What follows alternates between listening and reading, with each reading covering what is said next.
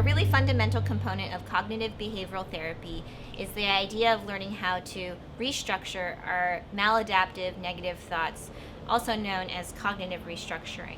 When we're talking about cognitive restructuring, it's not just thinking positively. So somebody might say to us, "Oh, don't be so negative, just think positively." Comments like that are usually not very helpful, especially when we're the ones feeling stressed or down about a particular situation. The benefits of learning how to restructure our thoughts, though, can be very wide. It can lead to better sleep, more enjoyment in pleasurable activities, better communication, and really reduced distress. So how do we know that we need to do this?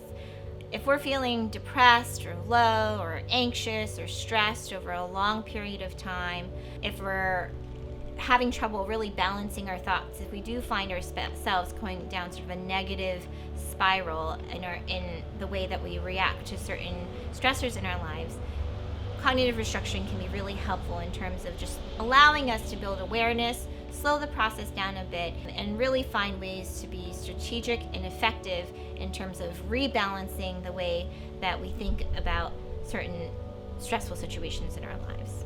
Cognitive restructuring requires us to go through three very specific steps. The first is to raise awareness of what are our automatic negative thoughts. The second is to evaluate those thoughts to really understand how we can go about strategically, specifically rebalancing those thoughts. And then the third step is to challenge or shift those thoughts to be more helpful and realistic given our various situations that we might find ourselves in. The second step in cognitive restructuring is learning how to evaluate the thoughts that we have in response to activating events. Generally, there are thought to be 10 different types of cognitive distortions. Cognitive distortions are just patterns of negative thinking that we can all fall into when we're feeling anxious or stressed or depressed. An example of one of the cognitive distortions can be something like all or nothing thinking or black and white thinking. An example of all or nothing thinking can be a situation where we might receive a message from a friend, or maybe we haven't heard from a friend in a while, and we might think to ourselves, I'm a bad friend. This type of thought can be labeled as black or white or all or nothing thinking because it doesn't really allow us a gray area. There's no middle ground when we say things like I'm bad or I'm good.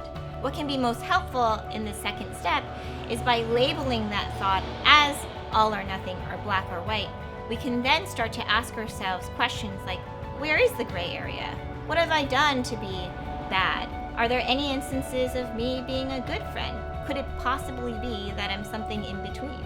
The second step can be really crucial in being the difference between just thinking positively, because here, this is the step where we're naming where the error might be in our thinking. That naming can help guide us to challenge our thoughts in ways that are realistic, that are believable to ourselves, and that are ultimately really helpful in moving forward. If you or a loved one is interested in psychotherapy services, please feel free to call us, email us, or visit our website to learn more.